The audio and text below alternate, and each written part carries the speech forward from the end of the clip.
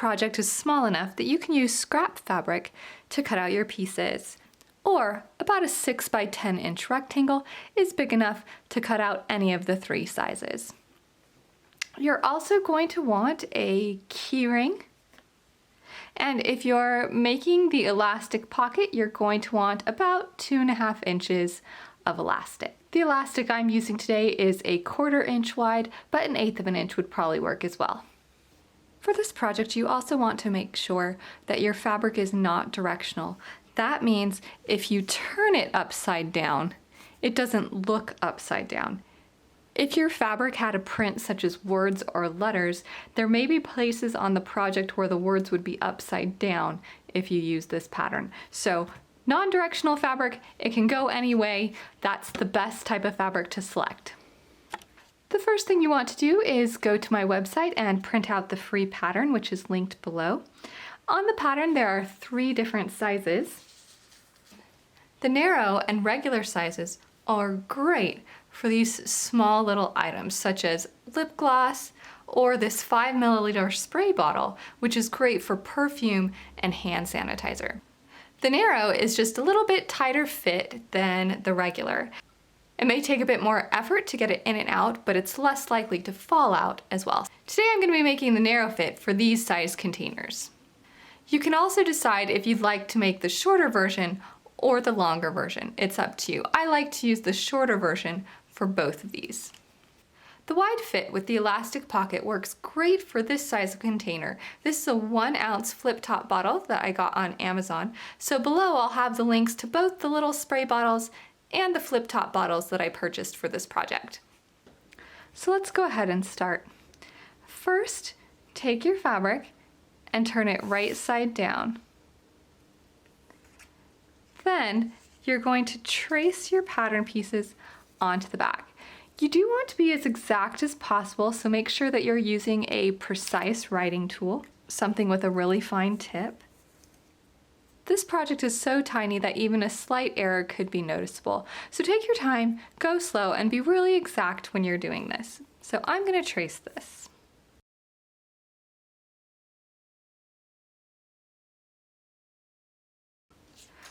I now have the back piece traced on my fabric. To trace the lining piece, you can cut out the separate piece that's available on the pattern, or you can simply fold this piece up on the dotted lines.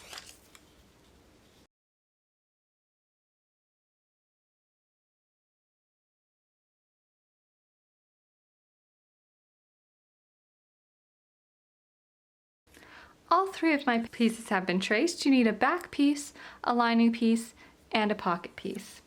Once that's done, I'm going to trace my stitch guide. As I mentioned before, to make this project, it's best if you're really precise. So on the lining piece, I'm going to trace my stitch guide. This will show me where I need to sew. That way, when I'm sewing my stitches on this section, I can be really exact. So the line I've just traced is my stitch line, not my cut line. The bigger line is where I'm going to cut my fabric. Now I'm going to go ahead and cut out my pieces. Okay, we're going to start with the back piece. So lay the back piece right side up and take your lining piece and place it right side down on top of it. Carefully align the corners and edges and pin it in place. We're now going to go to the sewing machine and we're going to stitch exactly on our sew line. So you want to go slow, you want to be as careful as possible because it is really important to be precise.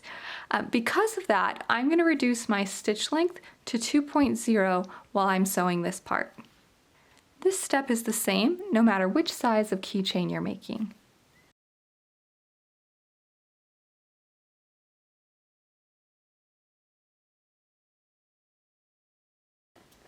Now that it's all stitched, I'm going to clip at the corners.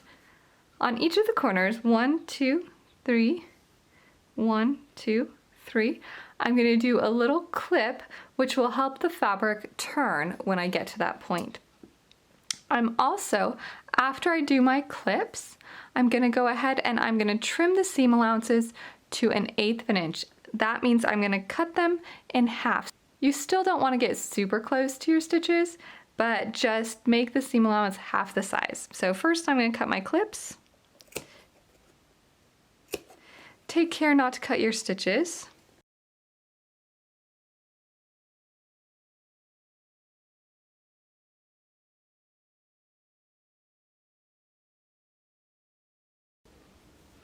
Once your lining's attached, it's time to turn the back piece. I like to use a turning tool to help me. I'm using my purple Thang. If you have a narrow pencil that's unsharpened, that may work as well. The first thing I like to do is fold the edge under just a bit. And I'll place my turning tool on the fold. So the tip of my purple Thang is right here. And then I'll tuck that inside.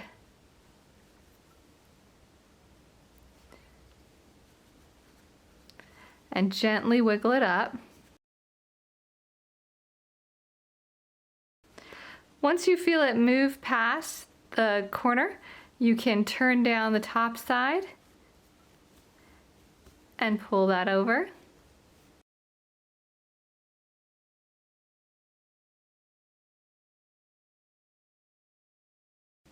And gently turn it out. Once it's turned out, it's time to press. You want to make sure it's fully extended all the way to the seam. So I'm going to run my purple Thang along the seams to make sure it's fully turned.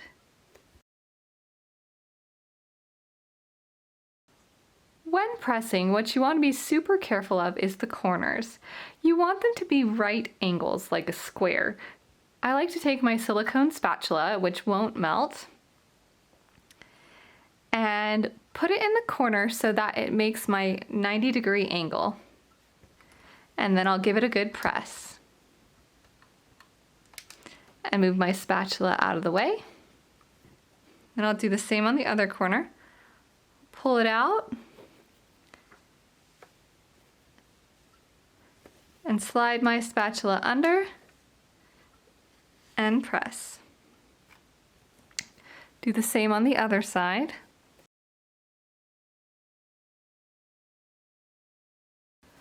Once it's nice and pressed, it's time to work on the pocket.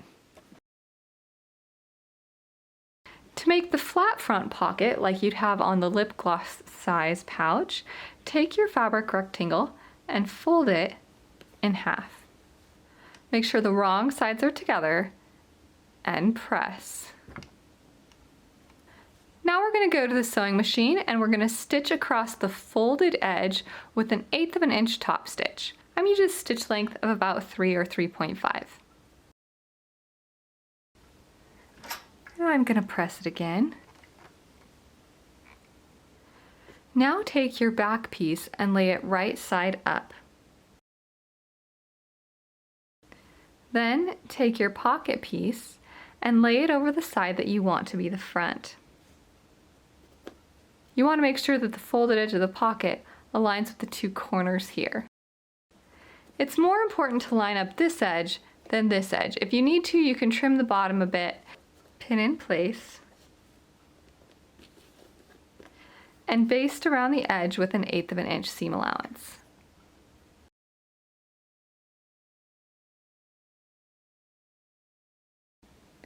Now that the pocket's basted in place, take the other half, the half without the pocket, and fold it over the top. Again, line up your corners and line up your sides and pin it in place. And stitch around the edge with a 1/4 inch seam allowance. It's really important to back stitch really well when you start and stop because these will be the stress points on the holder.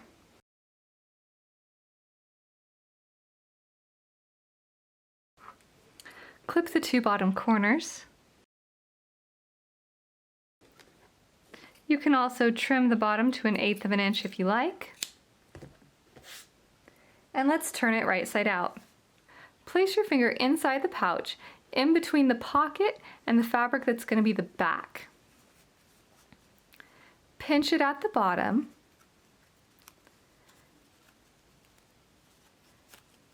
and then use your thumb to press that fabric out the top. Be gentle and take your time. It is small, so it takes a bit of patience to turn it.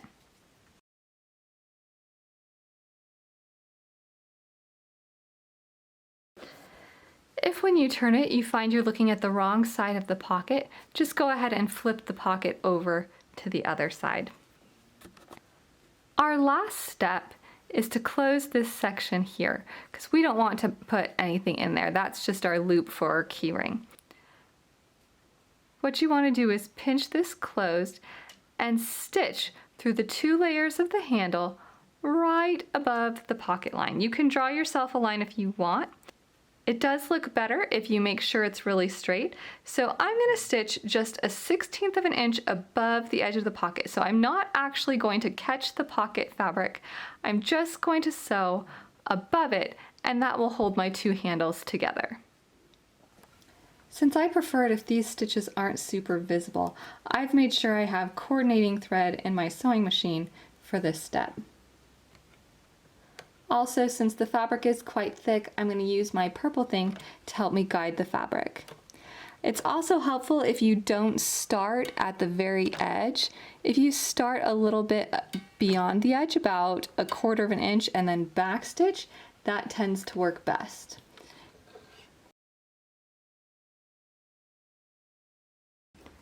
You can do a second row of stitching across the top if you like. For the elastic pocket, the first thing we're going to do is make a casing for the elastic. So we're going to fold over the top edge 3/8 of an inch. I like to do this by making myself a guideline. I'm going to mark a line 3/4 from the top edge. That way when I fold it down, it will be half that, which is 3/8. So I'm going to fold my fabric to touch my line and press. And then I'm going to fold it again, roughly the same size, and press again. Then I'm going to go to the sewing machine and I'm going to sew this casing in place with about a 3/8 inch seam allowance, or just a smidge smaller. Now that the casing's in place, it's time to add the elastic.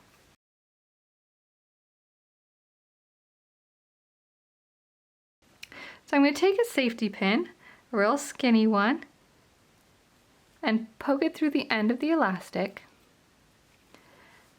And I'm going to slide my safety pin through the casing. I'm going to slide it until the end of the elastic touches the edge of the fabric. So you can see the edge of my elastic is right on the edge there. So now I'm going to take it to my sewing machine and I'm going to sew about 1/8 of an inch away from the edge.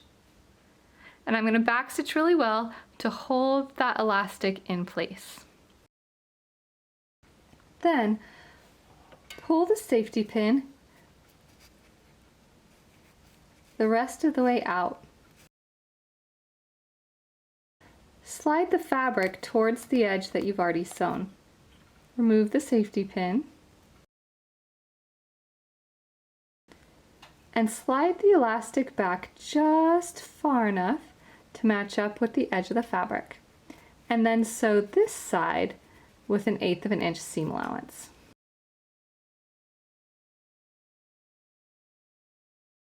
To gather the bottom of the pocket, we need to gather between these 2 dots.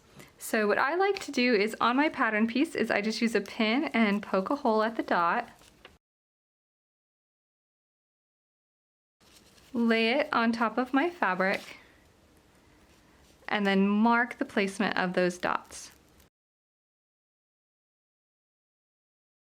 I'm going to do a row of gathering stitches along the bottom edge between those dots. So I'm going to start about here and go to about there.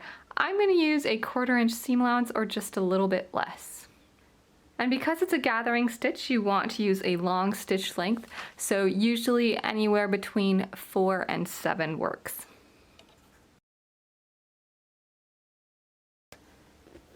Lay your back piece right side up and take the side that you'd like to be the front of the pouch.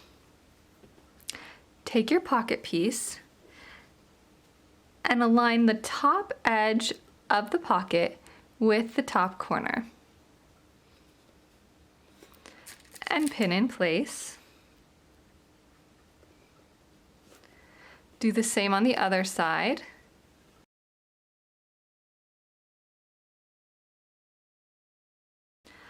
Align the side edges.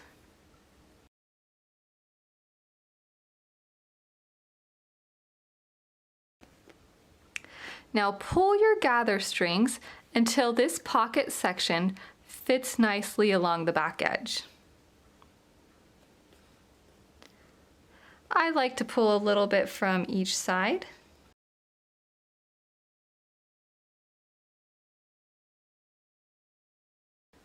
Now I'm going to baste all the way around the pocket with an 1/8 of an inch seam allowance.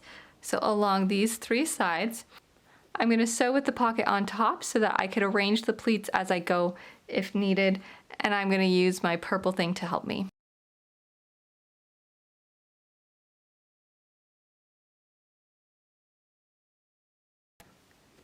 Once the pocket's attached, make sure all the folds and ruffles are to the center and out of the way, and fold the other half of the back piece over the top. Align the corners.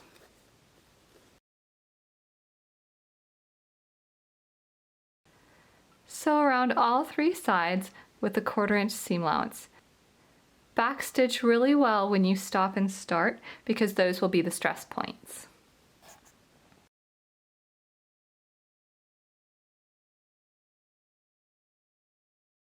Clip the curves.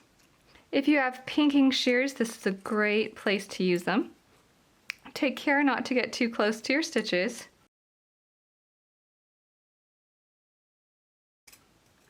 If you don't have pinking shears, you can just clip it with regular scissors. Then place your finger into the pouch in between the back layer and the pocket and push it up through.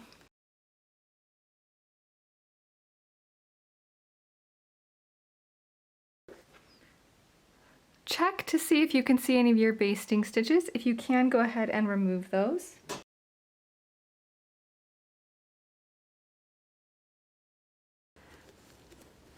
And finally, we're going to stitch these 2 pieces together for our loop.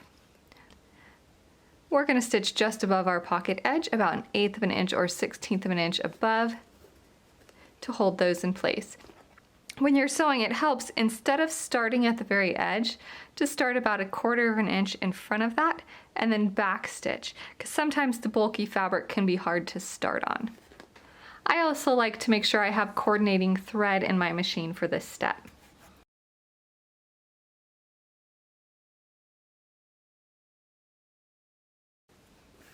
If you'd like to, you can do a second row of stitches higher up if you prefer.